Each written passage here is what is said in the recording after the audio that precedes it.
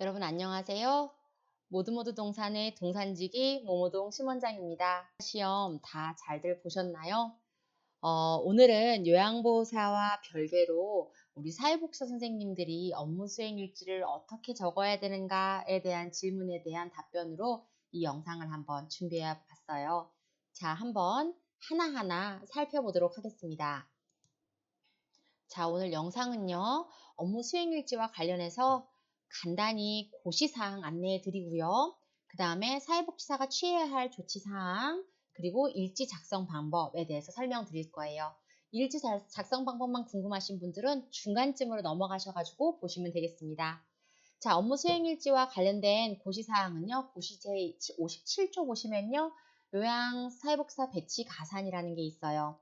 대상자 가정 매월 월 1회 방문해야 되고요.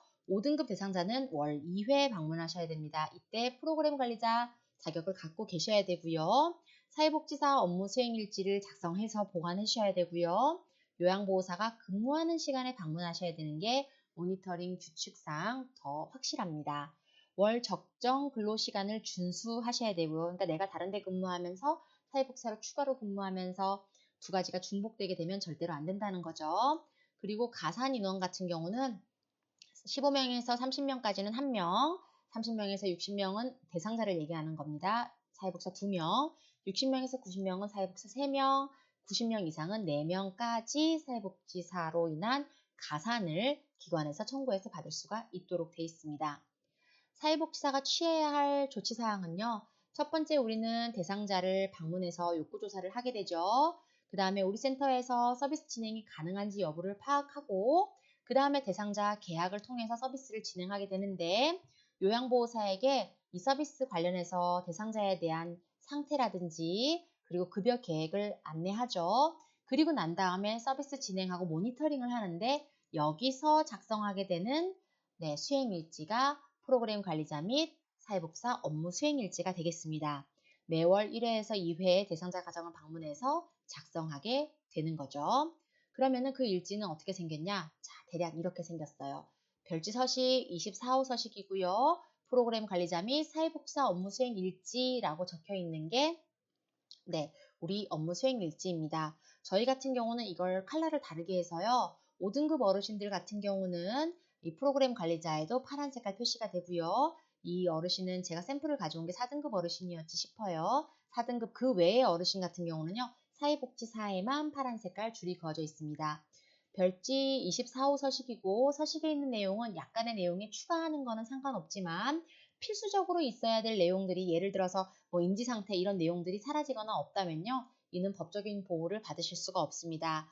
저희의 경우는 기본 사회복지사 업무 수행일지의 경우 사회복지사 부분을 이렇게 파랗게 표시하고 있고요. 만일 프로그램 관리자에도 파랗게 표시되어 있는 서식을 사용한다면 우리 같은 경우는 인지활동 프로그램 제공 계획 등까지도 작성하셔서 여기에는 지금 없지만은 원래 그 부분도 작성하셔야 됩니다. 5등급을 돌보는 센터의 경우는요. 이 부분도 추가되어 있어야 된다라고 하는 것 같이 한번 안내해 드립니다. 자, 그럼 첫 번째 프로그램 관리자 및 사회복지사 업무 수행 일지 보도록 할게요. 자, 프로그램 관리자 및 사회복지사 업무 수행 일지에는요. 대상자의 이름 들어가고요. 그 다음에 센터장의 이름, 수급자의 이름 들어가죠. 대상자의 등급, 대상자의 인증번호, 그리고 제공하는 급여 정보, 종류가 들어갑니다. 저희 센터에서는 방문 시 제공 중인 급여 종류까지 같이 집어넣었어요. 왜냐면은 우리가 방문했을 때 방문 요양 대상자였는지 방문 목욕 대상자였는지 저희가 좀 헷갈릴 수가 있는 거예요. 그래서 그런 부분을 좀 더 명확하게 하려고 저희는 이런 부분을 표시해 놓았습니다. 예를 들면은 이 어르신이 방문 요양과 방문 목욕을 둘 다 하는 어르신인데 내가 사회복지사라고 치면 내가 방문했을 때 이 대상자가 어떤 서비스를 받고 있었느냐를 표시하는 거예요. 물론 저희가 이건 추가한 부분이고요. 여러분은 안 하셔도 되고 추가하셔서 관리하시면 좀 더 편안하게 보실 수가 있겠죠. 제공하는 급여 종류, 방문 시 제공 중인 급여 종류를 저희는 체크합니다. 본 파트는 센터의 상황에 맞게 작성하시면 되겠습니다. 저희는 두 가지를 다 하는 센터이기 때문에 대상자에 따라서 다른 표기를 하고 있습니다. 실질적으로 선생님들이 궁금하신 부분이 이 부분이에요. 욕구 사정 파트. 자, 신체 상태는 뭘 적어야 되는가? 대상자의 ADL, 기본적으로 대상자가 일상생활 수행 능력이 어떠한가를 보셔야 되죠. 일어났다, 앉았다, 옷 입기가 가능한가, 화장실 사용이 가능한가, 세수하는 게 어떤가, 양치하는 게 어떤가. 예전에 저는 사실 이걸 서식을 제가 여러 번 바꿨기 때문에 저희 또 예전 서식을 제가 강의하는 걸 들어보신 분이 계신지 모르겠어요. 계신다면은 그 당시엔 제가 체크리스트를 사용했었어요. 그래서 사실 이 욕구 사정 중에 여기까지는 변하는 게 크게 없기 때문에 이 위쪽에는 워드로 작성을 해서 빽빽하게 작은 글씨로 대상자의 상태를 한번 쭉 다 적었었고요. 그 다음에 매월 변경된 사항만 아래쪽에 추가로 적게 해놨었어요. 이해가 되시죠? 윗부분은 워드로 작성하게 하고 밑에는 수기로 작성하게 했었는데 저희 수석 사회복지사가 이렇게 진행을 했더니 그 아래 사회복지사 선생님들께서 자꾸 이전 달과 변한 게 없음 이 내용밖에 안 적으신다는 거예요. 그래서 저희 같은 경우는 최근에 이렇게 다 수기로 변경이 됐습니다. 그래서 그 전까지는 저희는 체크리스트도 좀 활용해 보고 워드로 작성을 했었다라는 거 여러분들이 참고해 주시고 기관에 따라서 그런 것들은 좀 활용하시면 되겠습니다. 예를 들면은 여기에는 모든 내용이 다 들어가죠. 그러면서 숨이 차고 불면증이 있고 예시를 들어드리면 피로감이 잦고 어깨와 무릎 통증 호소하시고 특히나 오른팔 어깨 높이 이상 올리기를 어려워하신다. 거동이 불편하고 걸을 때마다 오른쪽 발을 끌고 이동하신다. 이런 내용들이 신체 상태에 들어가는 거예요. 질병 같은 경우는 특히나 현재 복용 약을 같이 기입해 주시면 좋은데 최근 받아온 약봉투를 달라 그러시거나 병원에 개인적으로 연락을 해서 대상자가 연락을 해서 개인정보보호법을 보호받으시면서 어떤 진단을 받으셨는지 물어보시면은 도움이 되십니다. 작성하실 때. 인지 상태 같은 경우는 대상자의 장기 단기 기억력이 어떤지, 판단력이 어떤지, 진압력이 어떤지 오늘 날짜도 물어보시고 물론 이거는 우리가 최근 또 인지 상황 관련해서 그 부분을 다 조사를 하지만은 그래도 또 이 부분을 작성하실 때는 매달 한 번씩 더 조사를 해보시는 거죠. 나이가 어떤지 한 번 더 여쭤보고 어머님 오늘 날짜가 어떻게 되나요? 이런 거 물어보시면 되는 거죠. 또 오늘 하루 일과를 파악해 보는 거예요. 아침에 어떤 거 식사하셨어요? 혹은 아침에 몇 시쯤에 일어나셨어요? 이런 것들을 물어보면서 대상자가 잘 얘기를 할 수 있는가 없는가를 보는 거죠. 그리고 동계산도 물어보면 돼요. 선생님께서 퐁퐁을 사오셨는데 뭐 퐁퐁이 3,000원이었대요. 어머님 10,000원 주셨으면 얼마를 거슬러 받으셔야 되나요? 이런 거 물어보시면 좋죠. 시간 계산, 감정 변화 등 같은 걸 기록해 놓는 거예요. 그리고 그 다음 달에 가서 한 번 더 동일한 질문을 했을 때 대상자가 그전하고 동일하게 대답을 했나? 이런 부분도 한 번씩 체크해 보시면은 인지 상태를 파악하시는데 굉장히 크게 도움이 됩니다. 의사소통 부분 한번 볼게요. 의사소통 가능 여부, 청력, 발음 등 확인되는 상황 기록하고요.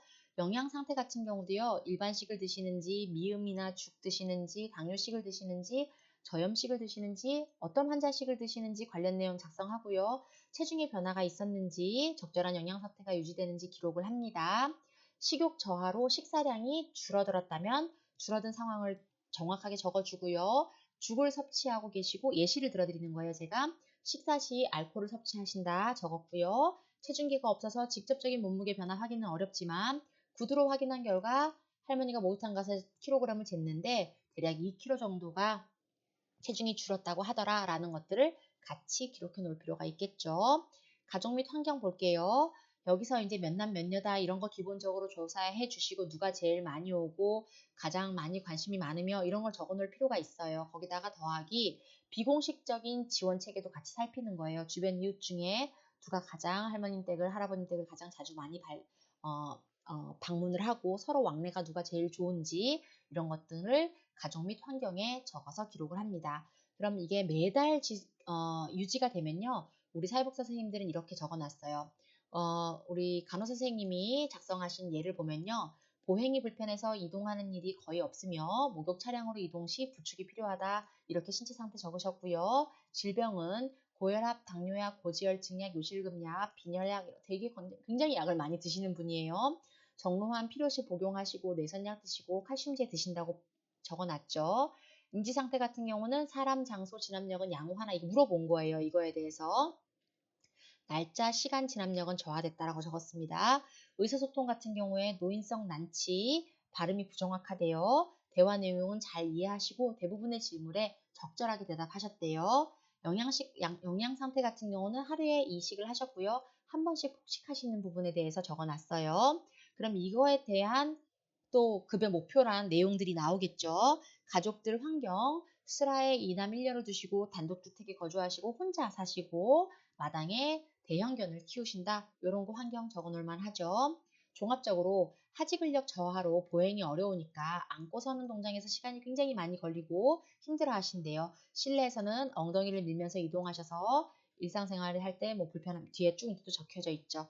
그래서 이런 식으로 여러분들이 이걸 활용하셔가지고 작성하시는데 좀 도움을 받으실 수 있겠죠. 또 다른 케이스도 한번 볼게요. 사회복지사 선생님이 하나 적으셨는데 다리에 힘이 없고 다리 연골이 닳아서 앉았다 일어설 때 통증이 매우 심하대요. 그냥 통증이 심한 게 아니라 뭐 때문에 심한지 신체 상태 적어놨죠. 시간이 다소 걸리나 일상생활 수행은 가능하다고 적어놨어요.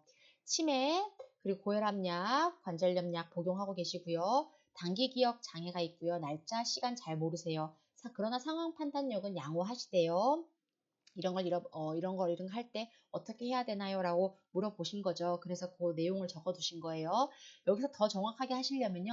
상황 판단력 양호를 왜 적으셨는지에 대한 기술까지도 해주시면 더 정확하겠죠. 청력 보통이다. 어떤 걸 물어봤을 때 어떻게 대답하셨다에 대한 대답 나오면 좋고요. 발음은 보통이고 대화 내용을 이해하시고 대화를 했다라는 거.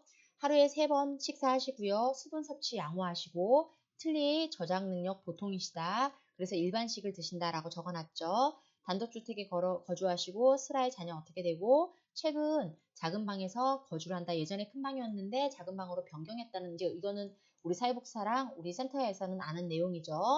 다리에 힘이 없어 낙상 위험이 있고 개인위생에 대한 개념이 적고 시간이 다소 걸려서 요양보호사의 도움이 굉장히 필요한 상태다라고 업무수행 일지를 작성해 놓으셨습니다. 자, 여러분들이 요 기본 내용을 바탕으로 해서 여러분들 대상자에게 맞는 내용을 다음과 같이 작성하시면 되겠어요. 자, 그럼 중간쯤 볼게요. 급여 제공 계획은 그럼 어떻게 하는가? 방문 요양 급여, 저희는 이제 이게 방문 요양도 급여 목표가 있어야 되고 방문 목욕도 급여 목표가 있어야 돼서 그거를 누락시킬 가능성이 좀 있어서요. 저희는 이거를 분리해 놨어요. 그러니까 원래 급여 서식 제24호에는 그냥 급여 목표, 급여 내용, 제공 방법 이렇게 나와 있는데요. 저희는 이걸 좀 분리해 놔서 저희 거를 보고 그대로 따라 하셔도 되고 아니면은 여러분들께서는 그냥 기존에 있던 걸 사용하셔도 무방합니다. 이게 정답은 아니에요. 여러분들이 참고하셔도 되고 그대로 있는 걸 사용하셔도 괜찮아요. 저희 같은 경우에 이제 방문 목욕을 또 언제 어떻게 할지 매번 같은 내용을 적게 돼서요. 그 부분을 체크리스트로 변경해 놨어요. 여러분들 역시 또한 사용하셔도 되고 이거는 또 혹시나 문제가 될 수도 있잖아요. 여러분들이 또 활용을 잘못하실 수도 있기 때문에 응대가 가능하신 분들, 대응이 가능하신 분들은 저희 거를 사용하시면 됩니다. 자, 방문 요양 급여 목표 보시면은 요양 서비스 제공을 통해서 얻고자 하는 종합적인 효과를 여기다 적는 거예요. 그리고 이제 여기에 예시를 보시면요. 개인위생 관리, 우울증 예방 이런 식으로 우리가 이 방문 요양 서비스를 제공해서 우리가 얻고자 하는 효과를 적는 거죠. 그 다음에 이제 급여 내용은 어떤 내용이 들어가야 되면 세부적인 급여 제공 내용이 들어가는데 몸 씻기 도움을 드린다, 격려 말벗을 제공한다, 손발톱 깎기를 해드린다 이렇게 정확한 이제 급여 내용이 들어가죠. 그 다음에 방문 요양 제공 방법 예시를 하는 거죠. 욕실 이동에 도움을 드리고 몸에 비누칠을 해주고 손, 발톱 깎아주고 정리해주고 안부를 확인하고 격려랑 말벗을 하기 위해서 말동무를 해주고 이렇게 세부적인 내용을 어떻게 해야 될지를 설명해 주는 거예요. 자, 밑에 내용, 방문 목욕, 급여 내용 또 위에 거랑 동일하게 되겠죠. 자, 그래서 그럼 실제로 활용한 내용을 한번 적은 거를 보여드리면요. 방문 요양 급여 목표 한번 볼게요. 안전한 이동 및 낙상 예방, 실질적으로 우리가 목표하는 내용을 얘기했죠. 그 다음에 필요 내용 보행을 도움드리고 배변 시 즉시 이동 변기를 비워드리고 그 다음에 방문 목욕 제공 방법 부축해서 안전하게 이동을 도움드리고 보행 도움은 부축해서 안전하게 어떻게 제공할지를 얘기하는 거죠. 부축해서 한다는 거예요.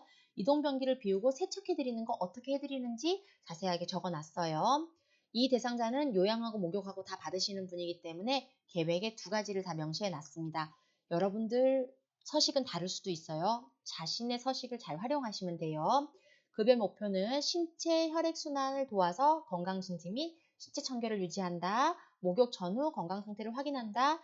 차량을 이용해서 목욕을 하고 모품 정리한다. 그 다음에 그럼 어떻게 제공할 거냐? 2인의 요양보호사가 전문 목욕을 제공한다. 이렇게 적어놨습니다. 자, 다른 대상자는요. 요양만 이용하시는 대상자이기 때문에 목욕에 대한 계획이 전혀 없어요. 여러분들 같은 경우는 대부분 다 방문 요양에 대한 목욕 서비스만 제공하기 때문에 이 내용이 필요 없는 분들이 많으시겠죠. 치매 악화 방지, 낙상 예방, 도움을 받기 위해서 개인 위생 관리를 해준다. 정확한 시간에 복약을 도움하고 보행 도움을 주고 세면 도구를 준비하고 양치질 도구를 준비해준다. 그러려면 어떻게 해야 돼요? 시간에 맞춰서 약을 챙겨줘야 되고 부축해서 이동해줘야 되고 세수 양치 도구를 준비해주고 정리해줘야 되겠죠. 지금 이해가 되시나요? 관련 사항 보시면서 여러분들이 정지해놓고 확인하시면서 활용하시기 바랄게요. 자, 마지막으로 보호자 상담 그리고 급여 제공 확인 도장 받는 거, 그 다음에 우리 사회복지사들도 사인하는 거 있는데요. 저희 같은 경우는 보호자 상담할 때 보호자 누구랑 상담했는지를 명확하게 작성하도록 저희는 교육하고 지시하고 사회복지사 선생님들이 그렇게 따르고 있습니다. 대상자의 어떤 상태에 대한 설명을 드렸고 대상자의 욕구 파악을 위해서 우리가 진행한 일에 대해서 이 보호자 상담을 해서 자세하게 적고요. 그 외에 급여 제공 계획서 사항과 다르게 실행된 부분은요. 여기서 추가 설명을 해주고 있습니다. 확인 내용, 우리가 이 위에서 급여 제공 이렇게 하기로 했는데 이러한 제공 내용들이 잘 이루어져 있는가 확인을 하고요. 전달 요구사항이 잘 반영되어 있는지 조치사항에 작성을 해둡니다. 요양보호사 사인하고요. 방문 언제 방문했는지 적고요. 방문 장소, 저희는 이걸 좀 더 정확하게 하기 위해서 체크리스트로 바꿔놨고요. 여러분들은 아마 이런 게 없을 거예요. 혹시 컨닝 하시고 싶으시거나 네, 하시고 싶으신 분들은 그거 그대로 활용하시면 됩니다. 저희도 다른 기관들이 활용하는 걸 다 잘 벤치마킹해서 저희한테 맞는 방향으로 네이밍을 바꿔서 사용했기 때문에요. 여러분들도 저희 거를 잘 활용하시면 되겠습니다. 자, 그럼 실질적으로 우리 선생님들 쓰신 거 한번 볼게요. 자, 누구랑 상담했어요? 자부님이랑 상담했고 요강을 사용하시다가 발가락에 멍이 들었는데 현재는 많이 사라지고 발등에 멍이 올라온 상태다라고 알려드렸어요. 자부 누구다라는 거 저희는 명시를 합니다. 여러분들은 센터에 따라서 다르게 활용할 수 있으니까 잘 쓰시고요. 확인 내용은 목욕 전후 건강상태 체크하고 차량 목욕을 시행했다라는 얘기를 하고요. 차량으로 이동 시 낙상에 유의할 수 있도록 조치를 했다라는 얘기를 했습니다. 관련해서 사인 받았고요. 또 다른 대상자를 보면은 누구랑 상담했는지 여기다 적었어요. 치매 증세가 심해지는 것 같다면서 혼자서 나가지 않도록 당부를 했고요. 외출 시에는 옆에서 부축을 요청하셨대요. 속옷 자주 갈아입을 수 있도록 이야기하신다고 했다고 합니다. 왜냐면은 속옷 갈아입기를 거부했기 때문에 그렇대요. 확인 내용 식사 도움 잘 됐나, 복약 도움 잘 됐나, 이동 도움 잘 됐나 확인했고요. 식사 제공 시 음식물을 따뜻하게 적당한 온도로 데워드리도록 할 수 있게끔 제대로 드실 수 있도록 조치를 했다라는 얘기죠. 또 사인하고요. 요양보호사 사인 들어가고 우리 사인 들어갔습니다. 그래서 관련해서 이런 내용들 요 앞에 내용 보시면서요. 여러분들이 여러분들 센터에 맞게끔 잘 활용하시기를 바랄게요. 현재 코로나 상황으로 사회복지사가 대상자 가정을 못 갈 수도 있어요. 네, 방문하지 못할 수도 있지만은 그렇다고 해서 우리가 가산을 못 받는 건 아니에요. 대신 굉장히 좀 복잡해요. 현재 우리 고시에는 특별하게 이러한 상황이 생겼다면 매주 대상자 가정에 전화를 통해서 방문 상담을 대신할 수 있다라고 얘기를 하고요. 대신하려면요. 매주 대상자 가정에 전화를 해야 되고 매주라고 치면요. 대략 4장에서 5장 정도의 수행일지가 작성돼야 되니까요. 우리 사회복지사 선생님들이 그닥 선호하지는 않습니다. 방문을 하시면 한 달에 한 번에서 한 달에 한 번만 수행일지를 작성하시면 되는데 전화를 하실 경우에는 4-5번의 수행일지를 작성하셔야 되니까 오히려 더 힘들게 느껴지시는 것 같더라고요. 그래서 요거는 여러분들 상황에 따라서 판단하시고 가산을 받던지 아니면 가산을 받지 않으시고 90%만 가산을 청구하시던지 이거는 시설장님과 사회복지사 선생님들이 고려를 하셔서 더 효율적인 방법으로 하시면 되겠습니다. 영상 끝까지 봐주셔서 너무너무 감사하고요. 사회복지사 선생님들 근무하시면서 공부하시고 싶으신 내용 있으시면 아래 댓글 주시면 제가 더 추가적으로 해서 준비해서 오도록 하겠습니다. 제가 지금 제시한 부분은 저희 센터에 맞게끔 변경돼서 활용되는 부분이니까요. 여러분들은 기존에 있는 법정 서식 그대로 활용하시기를 제가 권해드리고요. 혹시나 틀린 부분이 있거나 부족한 부분이 있거나 하더라도 여러분들께서 넓은 양해 부탁드리고요. 궁금하신 사항은 아래 댓글로 주시면 수정하도록 하겠습니다. 지금까지 모두 동산에서 행복하게 살고 싶은 모모동 심호장이었습니다. 감사합니다.